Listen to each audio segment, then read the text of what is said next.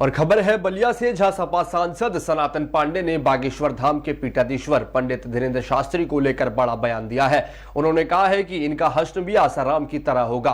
कुछ दिन के बाद ये मंच से भाषण नहीं देंगे, बल्कि जेल के शिकंजे के पीछे होंगे। सनातन पांडे ने धीरेन्द्र शास्त्री को सलाह दी है कि वो गंगा नदी में डुबकी लगाकर मौत का आलिंगन कर मोक्ष प्राप्त कर ले। देखिए बलिया से हमारे सहयोगी अमित कुमार की ये न्यूज। एमपी साहब, आप सनातन धर्म को की रक्षा को लेकर के हमेशा मुखरित होते रहते हैं। एक धर्मगुरु धीरेन्द्र शास्त्री जी ने कहा है कि प्रयागराज में भगदड़ में जो मौत हुई है, मौत जिनकी हुई है उनको सीधे मोक्ष प्राप्त हुआ है। इस बयान को आप किस रूप में देखते हैं? देखिए, ये कलयुग है, गाना पूरा बंद करवा दीजिए। और कलयुग में जीने का रास्ता जो है, हम लोगों के पूर्वज तुलसीदास जी ने रामायण में वर्णित कर दिया है। अपने रक्षा के लिए जो जिस तरह से जीना चाहता हो, हर आदमी की बात माने। उनको लगता है कि यही कहेंगे तो हमें रोजी रोटी चलेगी। तो तुलसीदास जी भी लिख दिए हैं, ये भी जो हो नाती मोरा और करहूँ तो बेगी दास में तोरा। उनको भी रोजी रोटी चलानी है। वो कोई ब्रह्मचारी नहीं ना है, कोई सन्यासी नहीं है। आप हिंदुस्तान के इतिहास को देखिए, आसाराम जी के कितने फॉलोअर रहे हैं, आज कहाँ पड़े हुए हैं। इनका भी यही दशा होगा। कुछ दिन बाद ये मन से भाषण नहीं देंगे, जेल के शिकंजों के पीछे होंगे। जिसको जो ब्रह्मचारी है, जो साधु है, उसका हृदय जो है गंगा के तरह से पवित्र होता है। उसको दिखावा नहीं होता है, उसके आगे पीछे सिक्योरिटी नहीं रहती है, उसके आगे पीछे फोन मिलाने वालों की लाइन नहीं रहती है, उसकी मार्केटिंग नहीं की जाती है। इस देश में जो है धर्म की मार्केटिंग कर रही जा रही है, और इस सरकार भी कर रही है, और सरकार के साधु संत भी कर रहे हैं। मैं बोल दूंगा तो लोग कहेंगे कि आप हिंदू हैं, आप ऐसा क्यों कहे? मैं कहता हूँ मैं हिंदू हूँ, लेकिन हिंदू का मतलब कि मैं पागल नहीं हूँ, अंधभक्त नहीं हूँ। हमारी भगवान में आस्था है। लेकिन इस तरह के बयान जो लोग दे रहे हैं, यह बयान किसी भी तरह से जो है जनता के हित में नहीं ना, जनता के सोच में आ रहा है। अब आप कह दीजिए तो उनको कहा कई बार हमने क्या कहा कि लोग जो मरे हैं वो सीधे मोक्ष प्राप्त तो वो भी तो बेचारा कर्म जो है मोक्ष के लिए कर रहे हैं ना, कथावाचक। तो वो भी जाकर डुबकी ला के मर जाए, उनको भी मोक्ष मिल जाएगा। मोक्ष के लिए हम भी काम कर रहे हैं, हम भी मंदिर में जाते हैं, हम भी मस्जिद में जाते हैं, हम भी पूजा करते हैं, मोक्ष के लिए करते हैं। अगर मोक्ष वहीं पर मिलना है तो वो भी जाके डुबकी नाक बंद के डुबकी ला के मर जाए, उनको भी मोक्ष मिल जाएगा। धीरेन्द्र शास्त्री को मोक्ष मिल जाएगा। आपका ये कहना है कि वो हिंदू धर्मगुरु नहीं है? बिल्कुल नहीं है। हमारे हिंदू धर्मगुरु जो है वो नहीं है। आपने बात बता दी, आप पत्रकार हैं, लोकतंत्र के 64 स्तंभ हैं, आप बताइए कहाँ धर्मगुरु नियत किए गए हैं? हमारे धर्मगुरु कहाँ है? अरे ये मार्केटिंग, धर्म की मार्केटिंग हो रही है इस देश में। लेकिन भगवान किसी को छोड़ते नहीं हैं, भगवान किसी को बख्शेंगे नहीं। भगवान पर नाम पर नाच नचाने वाले तमाम लोग जेल की शिकंजों के पीछे हैं। भगवान हमारे आस्था के सवाल है। प्रयागराज में जिस तरह से भगदड़ के बाद मौत हुई है, आप लोग मुकर हैं संसद में कि और संसद नहीं चलने दे रहे हैं, बहिर्गमन कर रहे हैं, कितनी मौतें हुई हैं? अरे भाई, हमारे राष्ट्रीय सचिव बाबू औलेश जी के नाती का आज वो हार था, इतना बड़ा कार्यक्रम किए हैं, आप लोग भी आए हुए हैं।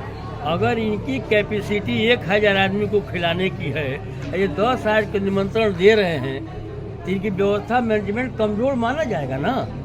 तो जिसकी सत्ता प्रदेश में और देश में है, अब उसका ये कमजोर मैनेजमेंट की ही देन है ना कि भगदड़ में जो लोग मरे।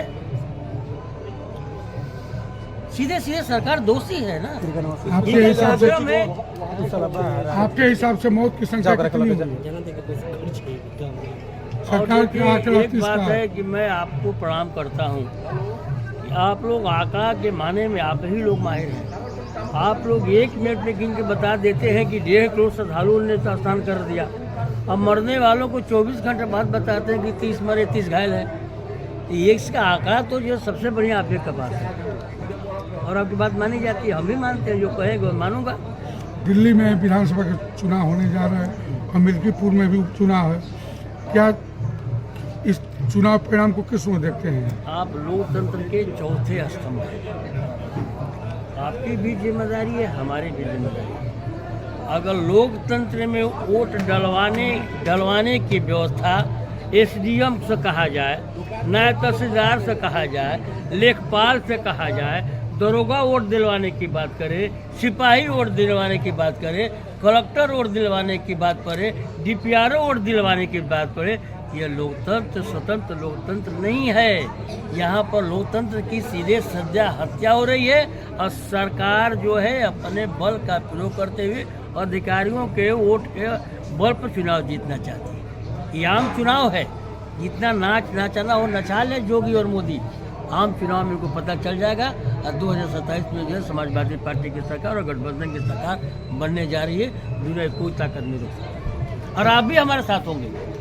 2027 में अगर आपको लोकतंत्र में विश्वास होगा और आपको पत्रकारिता पे विश्वास होगा तो आपके मालिक बिक सकते हैं, क्योंकि उनको अपनी पूंजी बचाना है।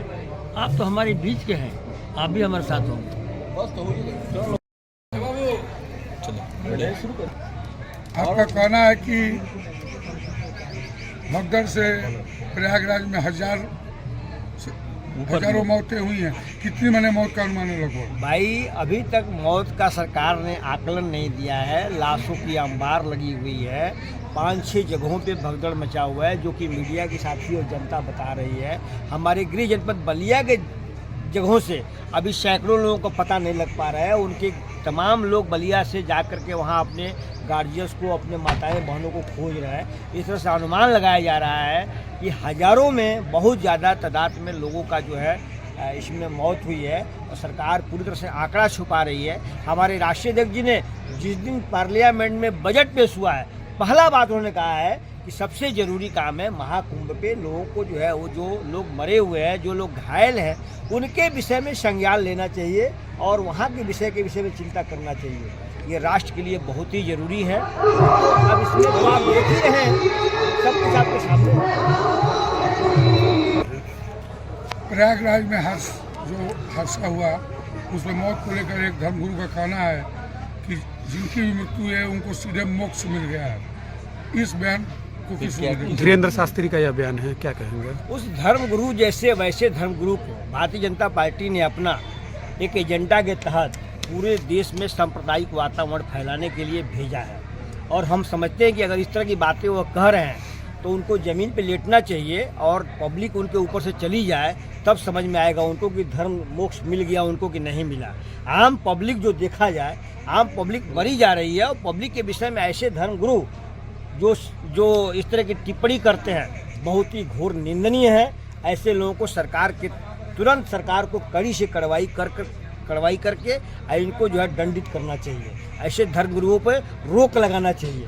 ये भारतीय जनता पार्टी के देखा जाए तो उनके बने बनाए जो है हर जगह उनको जो वीआईपी कल्चर की सुविधा दे दिया भारतीय जनता पार्टी ने, इसलिए उस तरह की उनकी वातावरण, उनके जबान से बातें निकल रही आम पब्लिक के विषय में, बहुत घोर निंदनीय है। ऐसे लोगों के ऊपर कठोर कार्रवाई होनी चाहिए।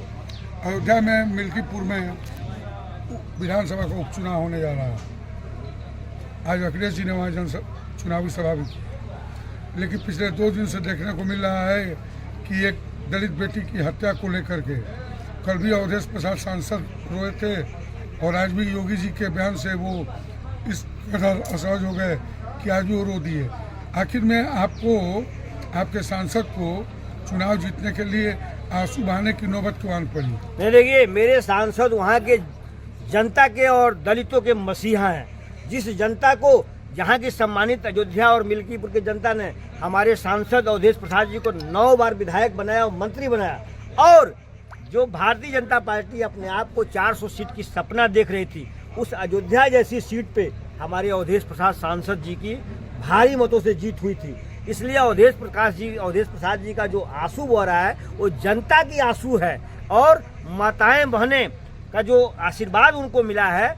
योगी जी जैसे व्यक्ति, उत्तर प्रदेश के मुख्यमंत्री को जैसे आदमी को इस तरह की टिप्पणी नहीं करना चाहिए मेरे सांसद के ऊपर, और ये बहुत ही घोर निंदनीय है। वहीं बीजेपी के कुछ नेता, बीजेपी के विधायक और नेताओं का आरोप है कि जब पिछले दिनों एक दलित बेटी की हत्या हुई थी तो उस समय सांसद महोदय चुप्पी साधे हुए थे, और सपा के जो आरोपी पदाधिकारी थे उनको लेकर के मौन साधे हुए थे। बीजेपी वाले तो ऐसे ही अफवाह फैलाते हैं, उनका काम ही अफवाह फैलाना।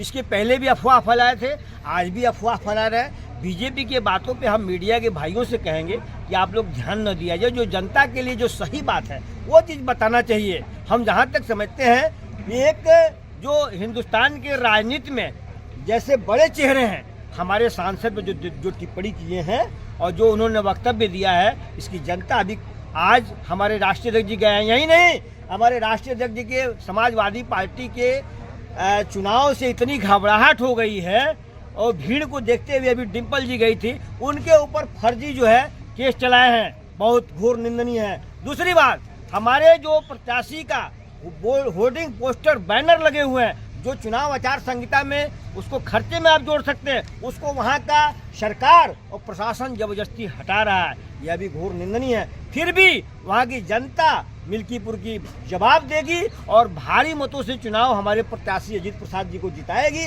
आज हमारे राष्ट्रीय अध्यक्ष जी को पता लगा है कि जहाँ पे कार्यक्रम होना था, जिस रास्ते से उनका काफिला जाना था, उस रास्ते में ट्रैफिक को डाइवर्ट कर रहा प्रशासन। बताइए यह सरकार की कितनी बड़ी साजिश है किसी भी तरह से, लेकिन ऊपर वाले के लाठी में आवाज नहीं होती है। भारतीय जनता पार्टी का टाइम पूरा हो चुका है, अब वो पतन के रास्ते पे 400 का सपना देखते देखते 200 के आसपास चली आई है, इस बार साफ होने वाली है। दिल्ली में समर्थन है हमारे नेता का भी और मेरा भी समर्थन नहीं, लेकिन इंडिया गठबंधन तो है, लेकिन कांग्रेस के नेता को अजय माकन कहते हैं कि केजरीवाल देशद्रोही हैं, और अरविंद केजरीवाल अखिलेश जी को उपस्थिति में बोलते हैं कि कांग्रेस का भाजपा से इल्लू इल्लू है। तो ये कैसे गठबंधन चलेगा? देखिए, गठबंधन तो आपको बताया आपने कि 2024 के लिए हुआ था। क्षेत्रीय पार्टियों में थोड़ा बहुत आपस में राजनीतिक चुनाव के दरमियान कौन क्या कर रहा है, इस बातों पे ध्यान नहीं देना चाहिए। जब चुनाव के टाइम में किसी के विषय में कोई भी टिप्पणी कर देता है तो बड़े लोगों को उस पर टिप्पणी पर ध्यान नहीं देना चाहिए। और जनता खूब अच्छी तरह से समझ चुकी है कि जो दिल्ली में है कांग्रेस पार्टी भी अच्छी है, लेकिन भारतीय जनता पार्टी का तो निराधार ही खत्म हो चुका है, क्योंकि उसका सिर्फ झूठा आश्वासन देना, पूरे देश में सांप्रदायिक वातावरण फैलाना, इस तरह का काम भारतीय जनता पार्टी का है, जिसको जनता खूब अच्छी तरह से समझ चुकी है। और हम लोगों का जो नेता ने निर्णय लिया और जो कुछ भी समर्थन दिया है, वो केजरीवाल जी एक बेहतर चेहरे हैं दिल्ली के लिए। उन्होंने जनता के बीच 10 साल एक अच्छा मैसेज दिया है। अब वो 15वें साल में मतलब आपको अगली 5 साल के लिए भी जनता उनको चुनने जा रही है। प्रयागराज में पिछले दिनों भगदड़ में मौत के मामले को लेकर आज सोमवार को भी संसद में विपक्ष ने बहिर्गमन किया, और विपक्ष का आरोप है कि सरकार आंकड़ा छुपा रही है और मौत के सही आंकड़े को पेश नहीं कर रही। क्या कहेंगे इसमें? आपको बताना चाहेंगे कि हम नहीं, पूरे मीडिया के साथ ही देख रहे हैं, सरकार ने यहाँ पे 10,000 करोड़ खर्च किया है, तमाम सीसी कैमरे लगाए हैं, तमाम व्यवस्थाएं की हैं, लेकिन अभी तक जो लोग हजारों की संख्या में मरे हुए हैं, जिसको सरकार पूरी तरह से छुपा रही है। कितने लोग? हजारों की संख्या में लोग मरे हुए हैं, क्योंकि भगदड़ जो है 5-6 जगहों पे हुआ है, इसलिए अभी आकलन सही नहीं हो पा रहा है। कम से कम कितने लोगों की मौत का आपको? मुझे अनुमान है कि मैं तो देखने नहीं गया हूँ, लेकिन जैसे लोग बता रहे हैं, जैसे वहाँ के मीडिया के साथी, हजारों की संख्या में वहाँ पे जो है लोग मरे हुए।